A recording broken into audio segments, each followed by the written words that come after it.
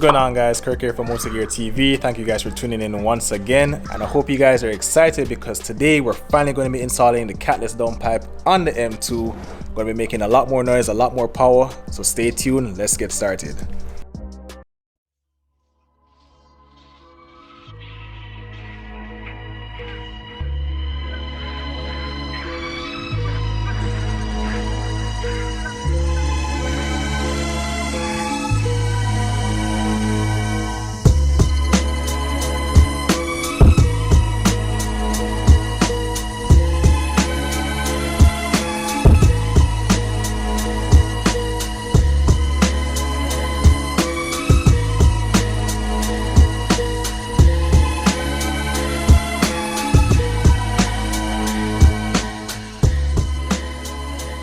Alright, so in doing this install, there's going to be a few things I'm going to want to highlight, and that's going to start off with the products we're going to be using down below.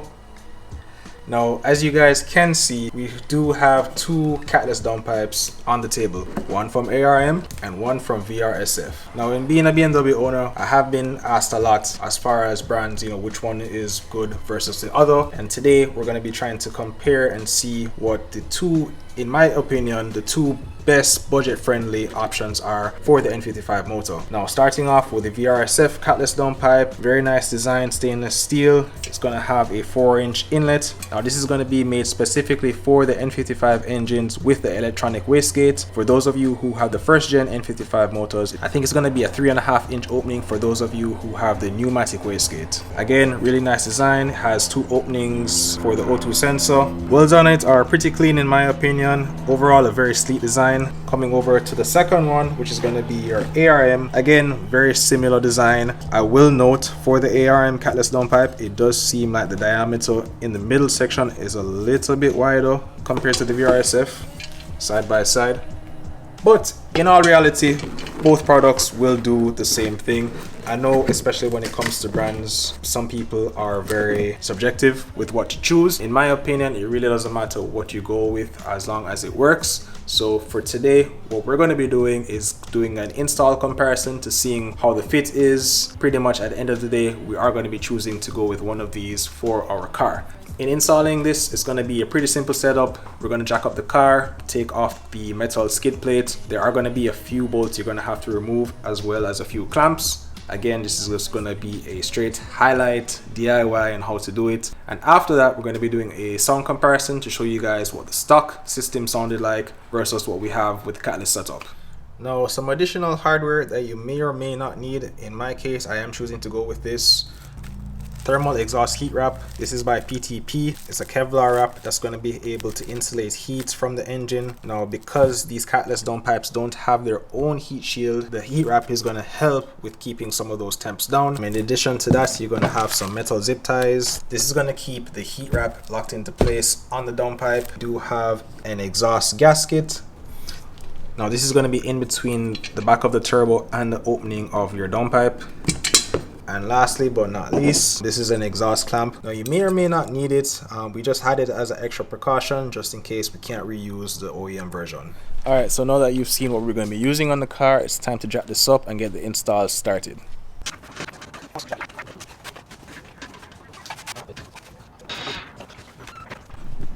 Alright, now with the car safely jacked up in the air, first thing we're going to have to do is to disconnect the O2 sensors from the top, which is going to be electric connector. For us to get there, we're going to have to take off the engine cover. Now, both O2 sensors are located right there. Connector is going to be pretty simple to unplug. Once that is done, then we're going to go underneath the car. You're going to have to remove, as I mentioned before, the metal skid plate. Now, these are held in by a few 16mm bolts. I think about 8 or 10 in total. Once we get there, then we can go ahead and begin to remove the downpipe.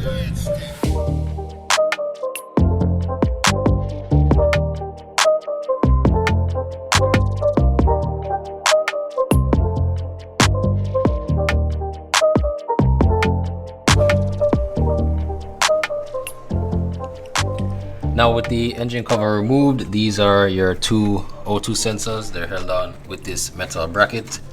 All you need to do is pull up on one side, and then for this connector to disconnect it, you'll have to pull this clip up, and then it should just like that.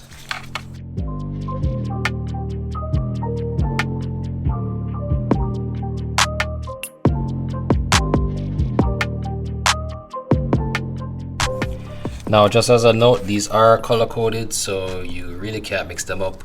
Blue goes to blue and then black goes to black.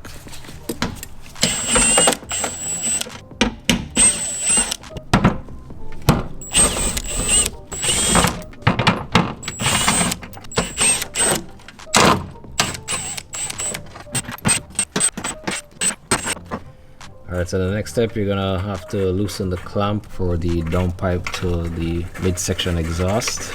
This is a 13mm hex nut. You don't have to remove it completely, just loosen it. And then from there, we're gonna remove these two nuts that hold in the bracket for the downpipe. The VRSF or the arm doesn't use this bracket, so we won't need this for that install. That is held on with a 13mm nut and bolt. Typically these clamps will be seized on over time. A light tap from a hammer should get it off. That worked out very perfect. So now we can go ahead and finish removing these nuts and this bolt, the bracket, both sides, and then we can move on. Alright, now with the lower clamp loosened, final step is going to be to loosen the top clamp, which is connected to the turbo. You guys can kind of see where Mark's screwdriver is. And then from there, the last step, we're going to have to loosen a clamp that's going to be holding in the O2 wires into place. Once we loosen that, we should be able to take the downpipe out with no issues and then go from there.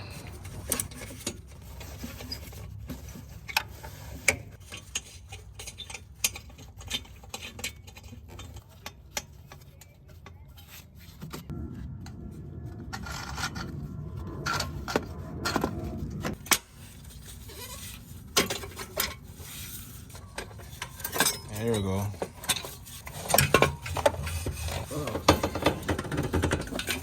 Woo. There you have it, boys and girls. Stock Cat is out. So we're halfway through the install. Just wanted to show you guys what the stock catalytic converter looks like. Again, very beefy. We still have the O2 sensors connected, so we're going to go ahead and remove them and also remove the lower clamp from it.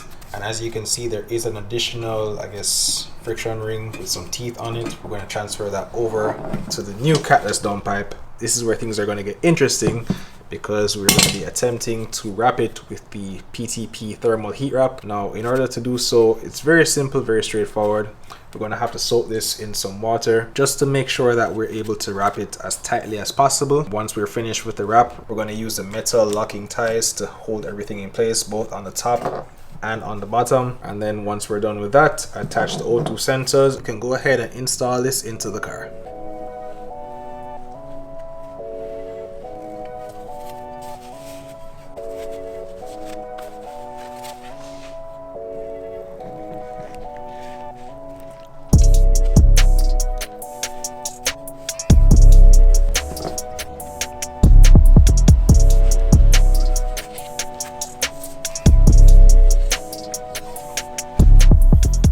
So just finished my little DIY job. Everything is nice and tight. Now next step, gonna be putting on the O2 sensors.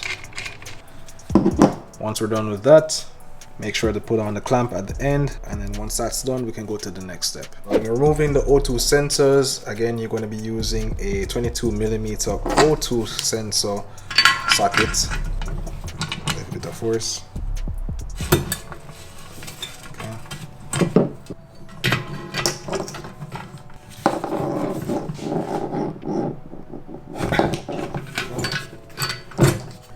When you're removing it, just make sure that you're putting them in the right location, just so you don't have any fitment issues. Now, some people use a little bit of anti-seize. I mean, for us, we're not going to do so. Either way, you should be fine.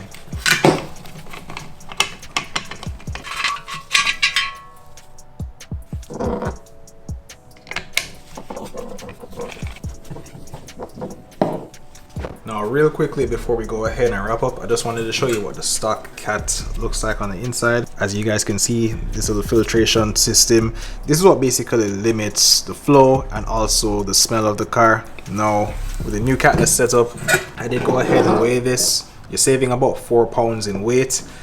You're gonna have way better flow because it is a straight through design, but only downside is gonna be the smell. Really not looking forward to that, but I'm hoping that it's not too bad. We're just gonna have to wait and see. I think we're gonna go ahead and pop this right in and finish the install.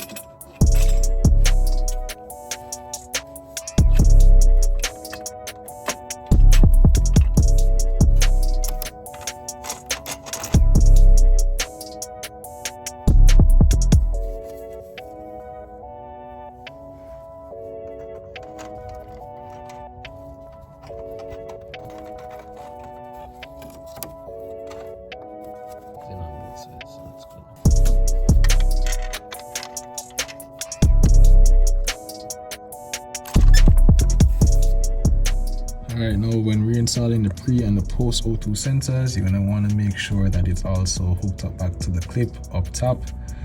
And then from there, you can go ahead and reconnect it to the main connector.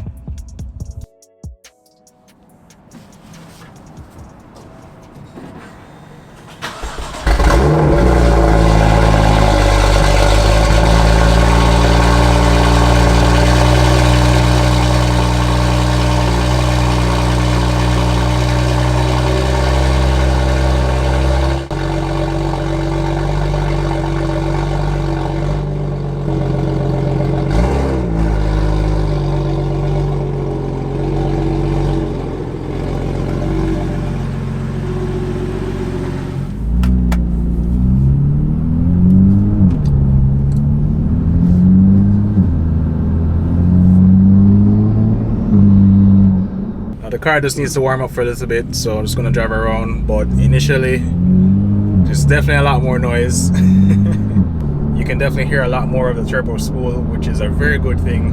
I do have my windows up right now, but initially on the cold start I definitely smelled some more fumes, which is understandable. You know, it's kind of like a trade-off, especially with this. Now I am going to do a few pulls just so you guys can get a feel for what it sounds like. Not going to go too crazy, especially because the car isn't tuned as yet. As you guys know, the tune is coming very shortly. I'm hoping that we'll be able to get some dyno numbers in the next few days, just so you guys can kind of have a comparison once we go from the stock tune to stage 2 plus. But overall the car is really nice. You know, I don't really hear any drone or anything like that, especially when paired up with the M Performance exhaust. Right now we're riding in comfort mode, but if I do give it a little bit of gas, it sounds pretty good. Definitely still very sporty and not any unnecessary drone. Alright, I think she's warmed up enough. Let's put it into sports. Open these valves up and let's see what she sounds like.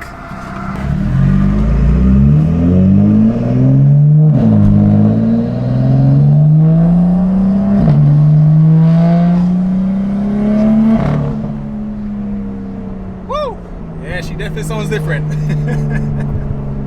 Oh man.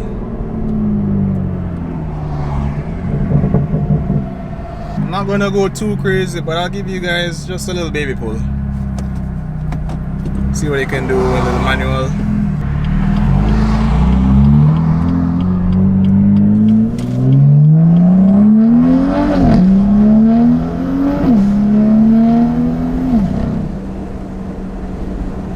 Not sure how that translates on camera, but that thing sounds nasty. Woo! Hear that? Oh man.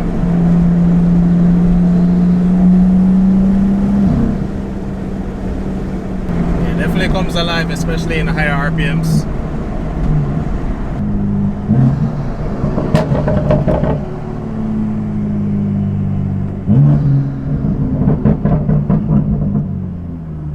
Not bad.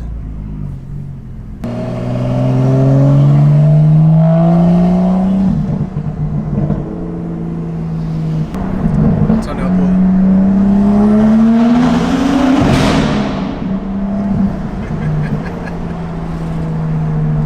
Spicy.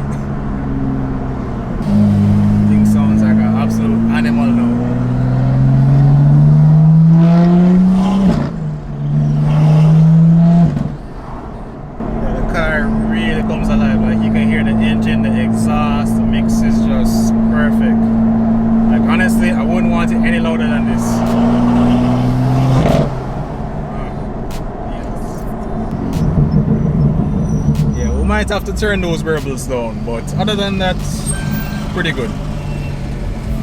So now that you guys have an idea of what it sounds like on the inside, let's hear what it sounds like on the outside.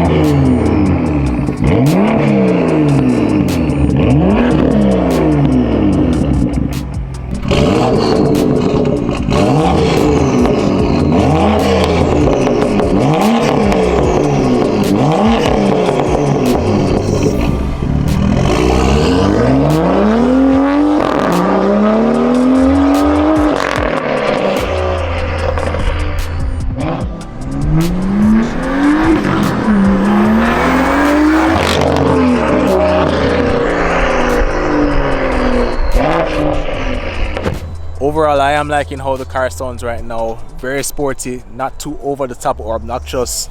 Really nice balance of tone, and I am excited for what's to come next for the car, because guys, we are going to be tuning it finally. Also doing some dyno runs and getting you guys some numbers before and after. So you guys are definitely going to want to stay tuned for that. But on another note, I just want to say thank you guys so much for all of the support you guys have been giving me and Mark for the past year. Closing out 2022 is a big milestone, especially for us. We did hit 5,000 subscribers. We also launched our new business, MotoGear Garage. A lot of big things coming for 2023. We really appreciate each and every one of you for viewing our videos, for supporting the content that we've been producing, and we hope to give you guys more great content going into 2023. And trust me, 2023 is going to be something you guys want to stay tuned to, because not only are we going to be building the M2 and the M3, but there might be an additional car to the channel or two. So you guys definitely don't want to miss any of the upcoming episodes, and I hope you guys have been enjoying all the content so far. So that's gonna do it for today's install and review. Make sure you guys smash the like button, stay tuned for more geared up content, and until then, we're gone.